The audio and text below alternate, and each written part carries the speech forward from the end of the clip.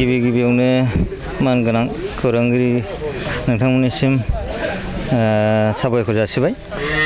दिनै जे जोंनि रामफल बिल मोसौ हाथाय गोबाव समनिफ्रायनो जोंहा बन्द जानानै दंमोन। बुंनो थाङोब्ला 2012निफ्रायनो बन्द जानानै दंमोन बे बाजाराहाय।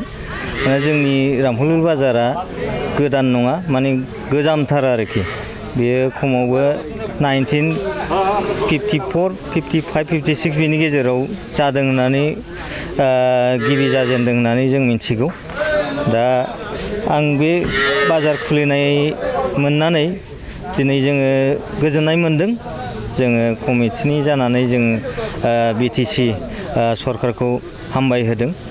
बिथांमोनहा गोदानै गनायथि होफिनबाय नैबे मोसौ हाथायखौ फिन खुलिफिननो थाखाय। दा आं आसा खालामदों जोंनि ओनसोलनि रायजो राजाफोरनि न'खरनि जिउ खुंनाय बा गथ' गथाय फरायनाय, दा जोङो मोसौ दाउ अमा फिसिनानैनो रायजो जायो जोंनि गामियारि रायजो राजाफ्रा। दा बिथांमोननि न'खराव खुंनायावहाय एसेब्लाबो जोंहा बेनि गेजेरजों जोङो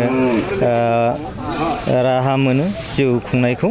दा आं बेखौ आसा खालामदों रायजो राजा बयबो जाहाथे जोंनि नैबे रामफल बिल मोसौ हाथायावहाय जोंहा बिस्थिबार खरिया जायो जोंनि बाजारा। दा बेवहाय नोंथांमोनहा गावबागाव फाननो गोनां मोसौ बा मैसो दङब्ला फानफैनो हागोन आरो गावबागाव फसायनाय बायदि मुल्ययै दा नोंथांमोनहा फाननो हागोन।